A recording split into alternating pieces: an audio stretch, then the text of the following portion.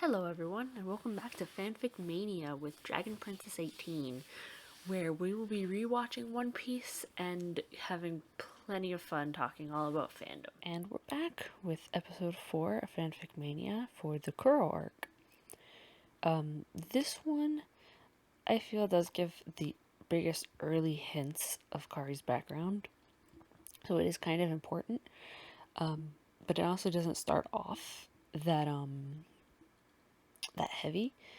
The beginning of the chapter is basically Kari being the one repairing Luffy's hat after his fight with Buggy. And then it is the first time in the story where we meet Aquarius. And as Luffy put it, like, his first impression, according to the chapter, is that she is one of those people that looks she's like a very intimidating presence, Aquarius, that she looks like, what was it, that she would as soon snap your neck as look at you, but that it's like he sees her melt the moment that she actually, like, approaches Kari and, like, says hello, and that you can tell almost immediately that this is a very different relationship than what, like, Lucy and Aquarius had, because it was very adversarial, where Lucy was using Aquarius as a last-ditch effort because Aquarius was always upset with Lucy. But you can tell that Hikari really does only use Aquarius as a last-ditch effort because she doesn't want to hurt. And Aquarius is like, child, like, start summoning me more. Like, what the hell? And that clearly they really do care about each other. And this is almost a sign that Kari is getting much more comfortable with the crew as it is now. That she's, like, it's almost kind of the same importance of, like, introducing your significant other to your parents, because in that sense, Aquarius, like, is her parent. It is the only parent that she really has that actually fulfills the requirements of being a parent, besides, biological. And,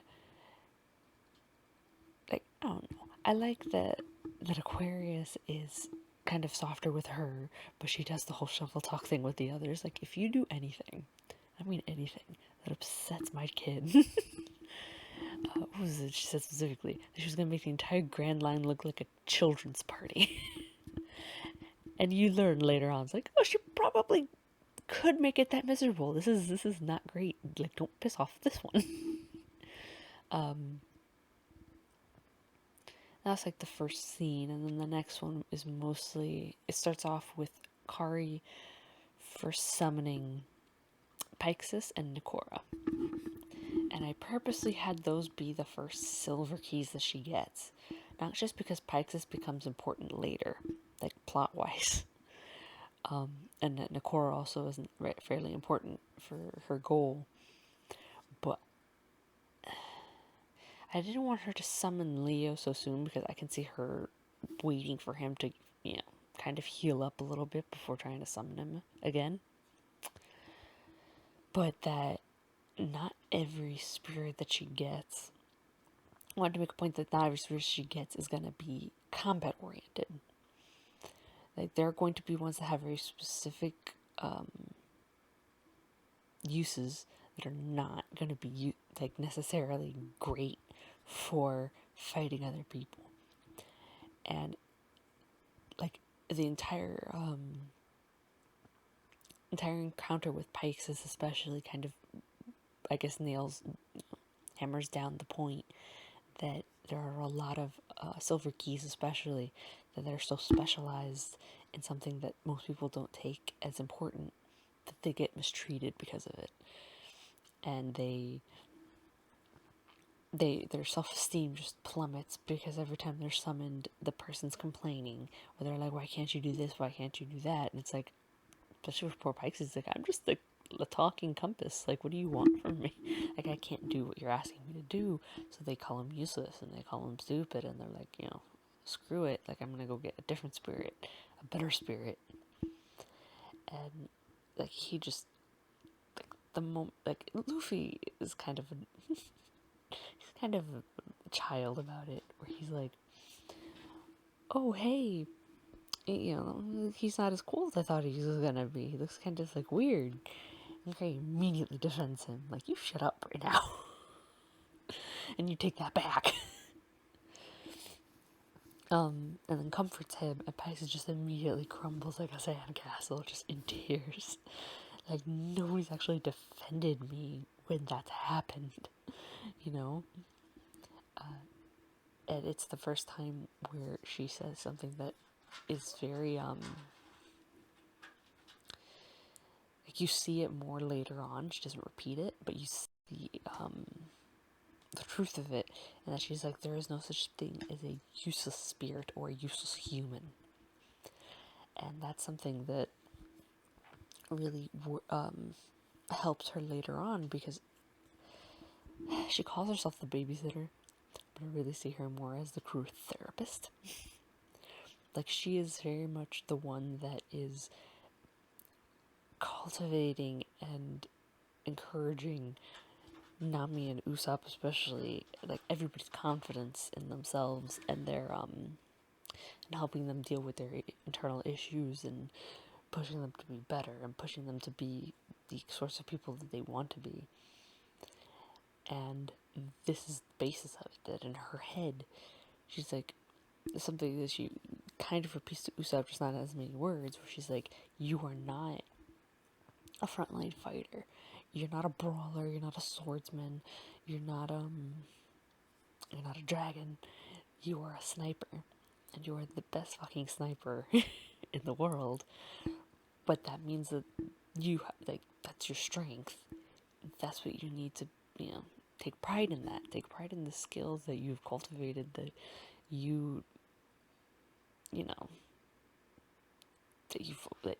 excel at, and understand that, yeah, you're not good at certain other things, but you don't have to be, because that's what we're here for. And I don't know, I put that line in here specifically to foreshadow how she helps the others. I didn't want it to just come out of nowhere that she's suddenly super understanding. No, she kind of shows with her spirits first exactly what she does. Okay, then we get to Syrup Village, we get to the island, the whole introduction with Usopp. And, well, it really does more or less go the same as it does in canon. There really isn't any difference. They meet him at the beach. The Usopp pirates run away. They go to the restaurant. Luffy's talking with Usopp about his father. Nami is mostly the one noticing that Kari is eating a lot. And I mostly make a point of putting that in the first chapters, especially in the East Blue and all of that, because as I'll point out later on, summoning celestial spirits takes a lot of energy, and while she slowly gets better at being efficient with how much energy, like, I kind of see it as, I guess the best explanation I could think of is Naruto, where there's Naruto technically brute forces all of his techniques, and he uses a lot more chakra than necessary to do techniques, because he's just, like, pushing all of it in until it works. While, for example, like, Sakura is using the minimum amount of chakra necessary to accomplish the goal successfully. And, both of them are having the same effect, but one is taking more energy out of the user than the other.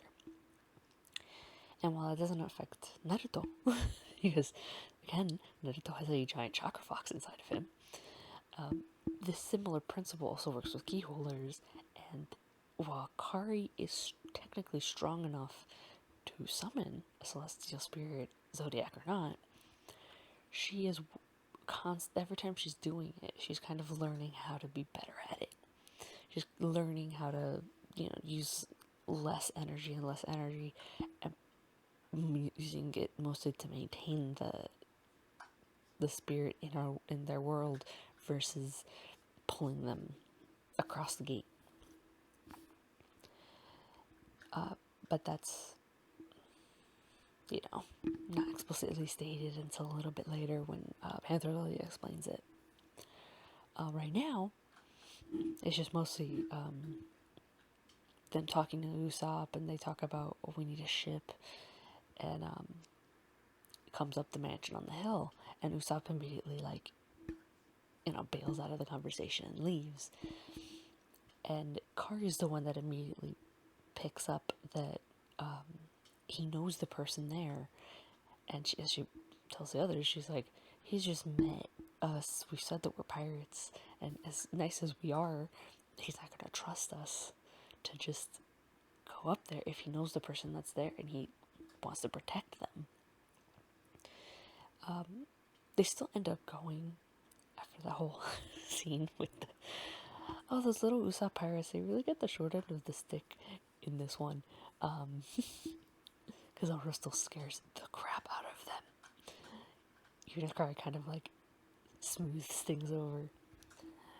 But they go up to the mansion, and the whole explanation scene is the same, where Usopp pirates are telling them about how Usopp lies, that he's doing it to make Kaya feel better, because Kaya's been stuck in the mansion for a year. Her parents had died the year before. She was super depressed. She was super sick. All that stuff. What Zoro and Luffy kind of notice is how nervous Kari is. The moment that she's actually there, in front of the gates, in front of this big fancy house, that she starts getting a little I wouldn't say twitchy, but she's certainly anxious.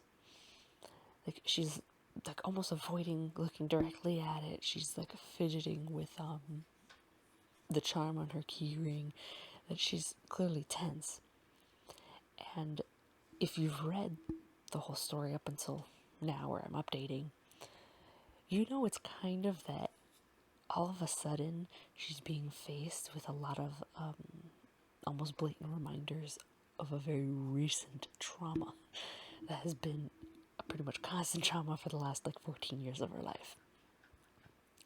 And she is trying so hard to not just outright freak out, and it's putting her off balance, because she wasn't expecting it. She literally spent all of this energy and effort getting to the East Blue, hoping to just leave that behind, to suddenly be faced with it unexpectedly, totally just threw her off. And you see a lot more of it that way when obviously Luffy shoots them all over the wall, rather than talk to the guards.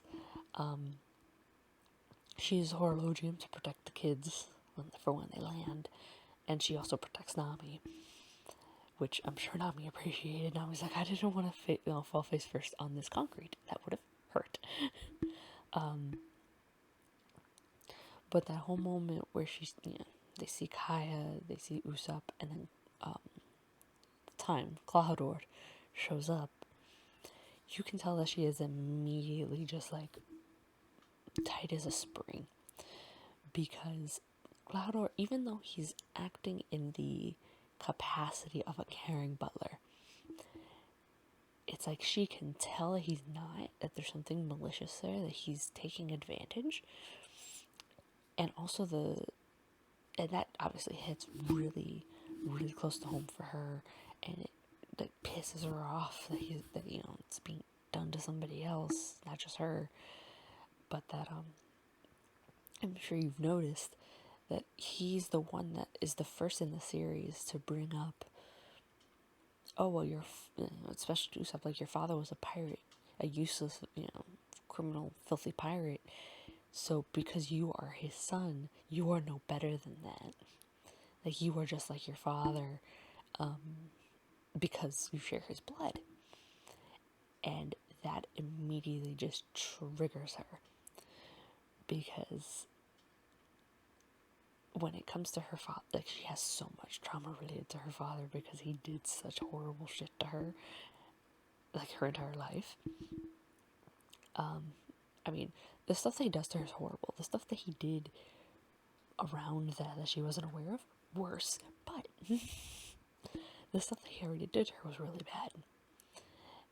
And being told, because that's the thing that that's the thing the world government really promotes, is blood.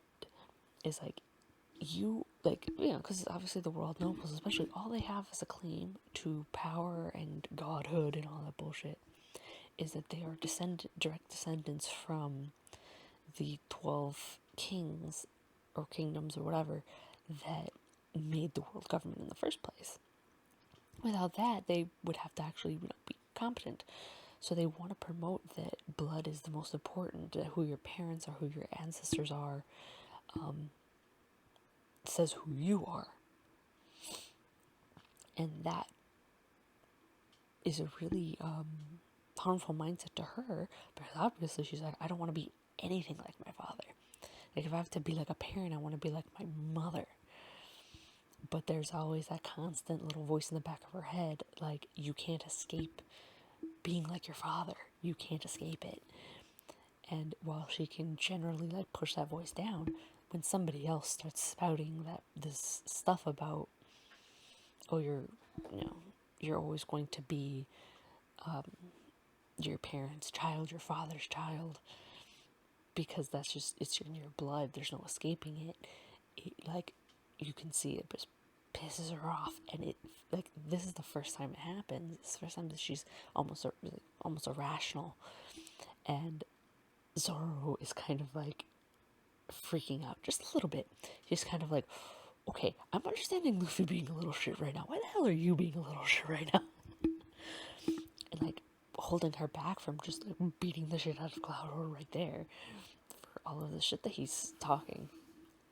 Because not only is he hitting all of the sensitive buttons inside of her, he's doing the same thing to Usopp. Now she's mad at him, not only for upsetting her, but not for upsetting Usopp and upsetting Kaya and all this stuff. And she's like, no, fuck you. You have to go down. Like, I don't like you.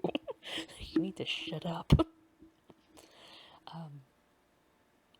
And you can, like, obviously the whole scene goes as it doesn't canon, where Usopp punches him and all this stuff, and he leaves, right? And he leaves, Luffy goes after him, and then you go to that whole scene where it's Zoro, Kari, and Nami with the Usopp pirates, and it's a little different. They're still at that fence, but this time Zoro is sparring with Panther Lily, because they're both sword users. Nami with everybody else watching, more or less, and Kari is just like, again, like she did in Orangetown. I believe that was Orangetown. Shellstown. That's what it was. Shellstown. She's eating her anger down. Like, it's twofold. She's eating all that fruit to help maintain Panther Lily, while also trying to shove down her feelings. Because she's like, this is bullshit. But Panther Lily, this is when it's explained how somebody can summon a celestial spirit, that it takes physical and spiritual energy. And while some people obviously have an abundance of it, and they have what I think that I call it the spark, like the ability, the actual energy that goes into it, like, it first comes from, like, recent energy boosts, like meals and sleep and stuff like that. After that, it starts digging more into, like, your spiritual essence and your, like, hockey and stuff like that, and then your soul. And if you go to critical levels, it really would just, like, kill you. I think Kari puts it as, like, a fate worse than death, like your soul just being ripped into pieces and burned to ash, and there's nothing left of you. But she also kind of points out, like, I'm doing this not just so, like, Zoro has something to do, I'm doing it as training. Because she points out, she's like, I need to, that she points out at some point, that she needs to learn how to summon more than one spirit at a time. Because the whole point of her goal is that she has to be able to summon all 12 zodiac spirits at the same time. And if you can only summon one spirit at a time, not great. So even if she had all 12, what was she going to do? So this is her effectively, like, training a muscle so that it's stronger and stronger and stronger. Maybe deepening the wells of what stored energy she has so that she can pull, there's more there to pull from for getting to critical levels. So this is when they first meet Django, and then they see, like, after that, is that when they see Usopp run by, completely alone, without Luffy. And Gary's like, oh yeah, that's not suspicious or anything. Sends Happy ahead to that little cliff where Luffy and Usopp had been. She goes up there. Happy freaks out, starts crying. He's like, he's dead, he's dead. And she's like, what do you mean he's dead? Like, who's dead? Goes over to the cliff, looks down. She's like, I don't think that idiot's dead. They get down there, and sure enough, Luffy looks like he should be dead. But again, rubber child. So they wake him up, and he's like, oh well, I just fell asleep for some reason, but I remember it was the weird butler and the weird guy, and they were talking about killing Kaya for her money. And it's like you see like a little switch, and Kari's just like, oh well, then he just has to die now. Like, she's immediately just like, no, this will not stand. Cloudor has to die now. Like, no. And she takes that very seriously. Just like they go meet up with Usopp, and while he lies to the Usopp pirates that he had lied about Cloudor and all that stuff, and he sent them home, she's immediately just like, don't be a fucking idiot. Come over here, you're gonna tell me exactly what actually happened. She patches him up, and he tells them everything. Like, he tried to warn the villagers, he tried to warn Kaya, nobody believed him because he's always lying. Sorry. Because he's always lying. And, that he's basically, like, they're like, oh, what do you plan to do then? He's like, well, I'm going to make sure that those pirates don't actually attack the village. Like, I'm going to make sure that it really is a lie. It's going to be a lie forever, because that's all I can do right now. He's willing to go do it by himself. And this is Kari's immediately just like, no, we're going to help you. Like, there's no question about it. I am going to go with you, and I'm going to punch all their faces in, and fuck them. That their entire plan is basically to attack this village, hurt, and possibly kill the inhabitants, to cover up killing this girl who has already been through a lot, who doesn't deserve this, has been nothing but kind to everyone, so that they can take her money. Like, fuck that.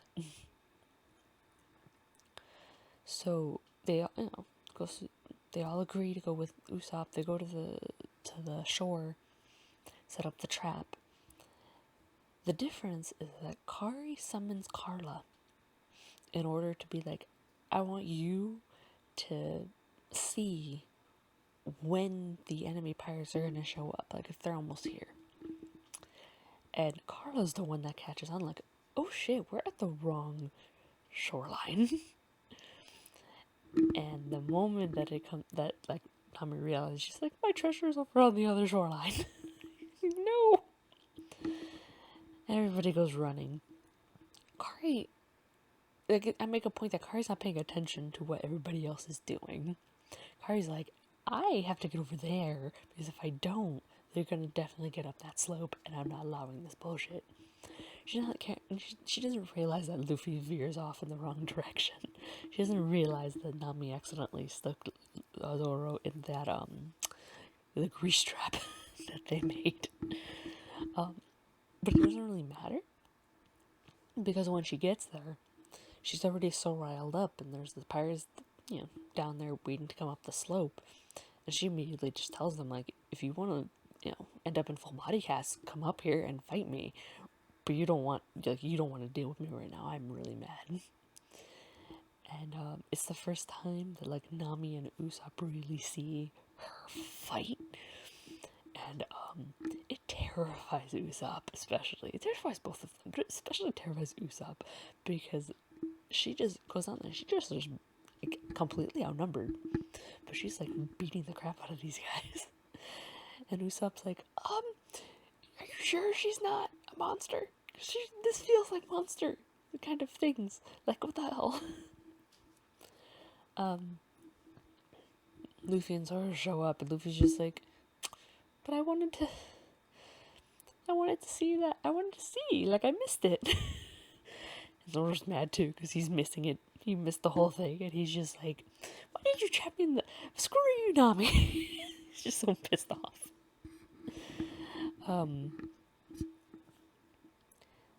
They start going down, and that's when Django does this hypnotizing thing. I just still find it funny. And, like, even when it's not aimed at him, Luffy just like keeps getting hypnotized by shit. And it's, Luffy goes down. He beats up the other hypnotized pirates. He yanks the whole figurehead and what looks like a good chunk of the spine of the ship out. And is put to sleep before he can like whack anybody with it, but it falls on him and all that stuff. Hikari's not concerned because she's kind of figured out like most really bad blunt force trauma really doesn't hurt him in the same way that it hurts a normal person. I think he's gonna be fine. And this is when Siam and Butchie show up, and Kari and Zoro are not impressed. They're immediately just like, oh, these two idiots, like, which one do you want to fight? Like, I'm okay with either of them, because at this point, like, there's no winning here. This is just our penance for being pirates at this point. Like, it's not great. But then you learn that Butchie is a celestial spirit, can summon celestial spirits, and also that he's an idiot because he immediately summons Ares. Ares?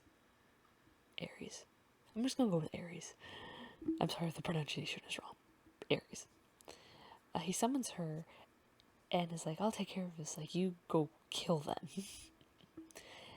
And you can see Kari's interest immediately drop to, like, this guy's a moron. Because as Ares points out, like, she cannot kill them. Something that Kari points out more explicitly in the next arc, in the Barati arc, but in this one, Ares is like, I can't. And Butchie makes the horrible mistake of trying to bully her into doing it by, like, grabbing Ares by a horn and just yanking her around. Like, you're supposed to be the super strong Zodiac spirit. What do you mean you can't do it? And then Kari immediately makes him regret every decision. It's like, oh, you think that it's like, you think that you can just do that to somebody? We'll see how you like being abused like that. We'll see. And Sam tries to get her from behind, and Zoro intercepts. And it's kind of like, oh, well, I guess we decided who's fighting who. And while Kari summons Virgo more to distract Ares than anything, she has no problem fighting Butchie at all. Like, the only time you see there's an issue is when I put this in. It's not canon to the manga or the anime or whatever. Where Butchie, well, I guess it kind of fits him. It kind of fits them that he would have coated his claws in some like this paralytic poison, right? That doesn't kill you, but now you can't move, so you might as well. You're probably not going to live long after that. The cat scratch fever. He managed to graze her just a little bit, and she's starting to feel the effects. And it doesn't really win anything for him because then she immediately just like ends the fight right there and takes his keys.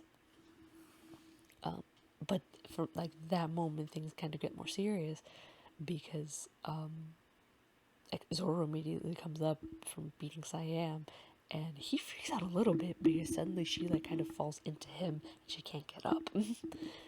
Like it's like he can tell immediately like, oh shit, like you're not you're kind of like limp here, like you're not, like something's up. And this comes back later, but he effectively wakes up Luffy by being like, Kari's hurt and I don't know what's going on. And like Usopp and Nami are like just kind of sit there staring as Luffy just throws the fucking figurehead off of himself and runs up like suddenly wide awake. Like, what do you mean she's hurt? It's kind of like, oh, we're not gonna question this anymore, but there's something there. We're not gonna talk about it. We're not gonna talk about it yet. But that's kind of when things get serious because Kuro shows up with his blades on or whatever, and you get it's a very serious one because now Zoro kind of has Kari in one arm with his swords, and Luffy, and now there's Django and Kuro that are left that are really like awake, and we get the whole confrontation. Like Kaya shows up, Usopp protects her, Kaya tries to shoot Kuro, and that's honestly that whole scene, that little snippet, has always kind of like freaked me out because he so easily switches back into that Cloud Door mask to like to rattle her, so that he can just take the gun and then just slowly reveals himself as the ruthless pirate that he really is. Like, just like acting this way killed me inside, but all that stuff, and like just destroys Kaya internally. But the difference is that Kari knows that something's coming, that they're gonna get hurt, and she tells Zoro, like, when I tell you, throw me. And I'm sorry, the creature is being a baby. You're fine, Gigi.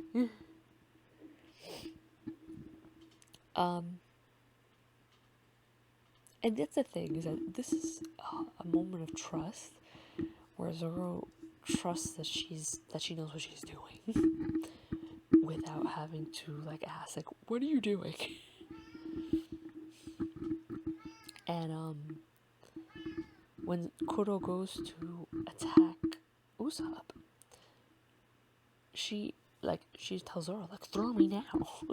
And Luffy goes to attack, and it just so happens that Luffy manages to hit Kuro before she manages to tackle Kaya into Horologium, close the door. The door closes, and then she closes the gate on Horologium. So now Kaya's not even there, and it she takes that moment to just be like, oh well, Kuro of 1,000 plans, huh? Your plan seems to be going pretty shitty right now. And she just like pisses him off. And Luffy and Zoro immediately jump in to like protect her from getting stabbed like 5 times in the chest. But like Zoro picks her up, puts her on his back, because she can't move at this point, and it's like, this is dangerous. I can't just leave you on the floor. She knows what's gonna happen. They have their fights, and they're in this scenario. The fights are a little more quick, because this is them immediately going in very seriously into their fights, rather than distracting or kind of not having the motivation to end it quickly. But the fights are over. Beat the shit out of both Kuro and Django. And now the next scene is basically they're back at Kai's mansion, and obviously the paralytic isn't gonna just like immediately go away. And it takes what, three days? I think is what I played. 3 days for Kari to get control back of her own body. Like, she's basically numb. The thing is, still laugh a little bit with I guess that when the doctor was explaining this to Luffy and Zoro, where he was like, "Oh, she's gonna be okay. It's not, affecting anything super important. She just won't be able to eat by herself for a little bit, and other stuff. She's gonna need help." And all Luffy hears is like, "She can't eat," and he just immediately is just like devastated. And he just runs inside, and she's like, "Why are you crushing my lungs?" He's like, "You can't eat all the meat, all the delicious meat that we're eating." She's like, "Child," Luffy, "I can eat, but I don't know if you've noticed, but my hands aren't cooperating, and neither are my arms. So the whole eating, like feeding myself bit, a little hard right now." And Luffy's like, "Oh, okay." Like, "I'll just make sure that you eat." Which is honestly surprisingly sweet for this boy. And Luffy's effectively the one that kind of forces Zoro and Kari into like snuggling in the bed, because he just wants to like hold them close after that whole that little scare of, "Oh, she can't eat meat," which I loved it. It's a very cute scene to me. Then obviously they have that scene with the restaurant where Kaya meets them, and Kai's very proud of her, because obviously Kai's coming out more of her shell. She's kind of like working through what happened, and she's getting better and stronger. And I can see that for Kari kind of being a hopeful sign, because again, like when they first met, Kaya was kind of a reminder of who Kari used to be. And now this is what Kari's hoping that she's going to start becoming now that she's free. Which is effectively, that Kaya's free. She's like, "I hope that, my freedom does the same thing for me." But Kaya, takes them to the beach where they meet Mary, and they first get the going Mary. Usopp shows up, gets hurt again. But Kaya then ends up giving Kari a silver key as thanks for obviously for all that she did and risking her life and all that. And Kari's immediately just like so excited, but the immediate difference, you can tell, is that she doesn't kiss Kaya straight on the mouth for giving her a key. They go through, they get on the ship, and they're all immediately just like, "Why are you saying goodbye, you little, you weird idiot? Like, get on the ship with us. We're all gonna go." And I don't know. I guess I really liked this particular chapter, because it was kind of a surprise to me how much like it ended up actually mirroring the background that I gave Kari. But I felt it was really important to also have it as a it's kind of like a forewarning of things to come eventually. Like the growth that Kari ends up going through, but also a hint of the trauma that's eventually going to come back and kind of bite all of them in the ass.